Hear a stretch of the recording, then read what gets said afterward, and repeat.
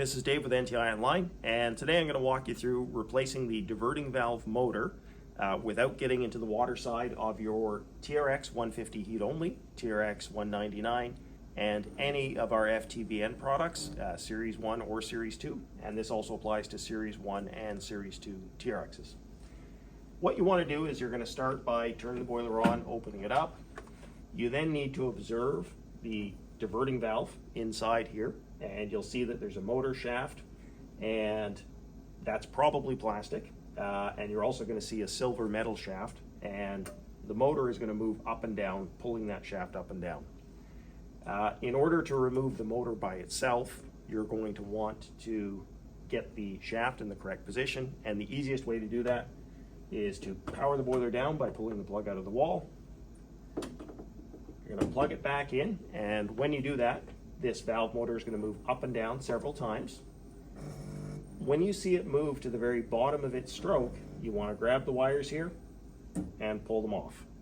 What that's going to do is lock it in a position where you can now easily remove it. The only tool that's going to be required is a small slotted screwdriver.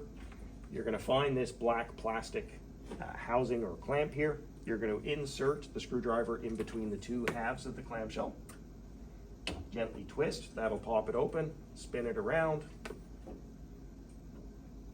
pop open the other side. You'll want to keep this, obviously you're going to reuse it, but what this does is this is a locking ring that snaps over top of the motor to hold it in place. Grab the motor, pull up on it, should be loose, and basically you're going to push it to one side. So there's a small opening in here that the shaft will sit into sideways. You're basically going to clip that on or clip it off, as the case may be. You're then going to take your new motor, which more than likely now will have a metal shaft. We've changed that from plastic to metal. You're going to hook the little ball into the socket by reaching in, hooking it on, press it down firmly. Take the two halves of your locking ring, sit them around the base of the motor and the brass.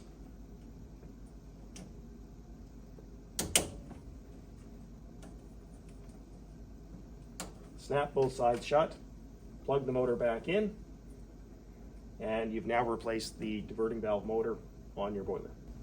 There we go. From here, you just power the boiler back up, test for normal operation, and put the boiler back into service. Hopefully you find that useful. If you have any questions, as always, reach out to us at tech support, and thanks for watching NTI Online. Thanks for watching the video today. If you'd like to check out more videos, see the link below. Don't forget to like, share, and subscribe to our channel for all the future updates. And also check us out on Facebook, LinkedIn, and Instagram.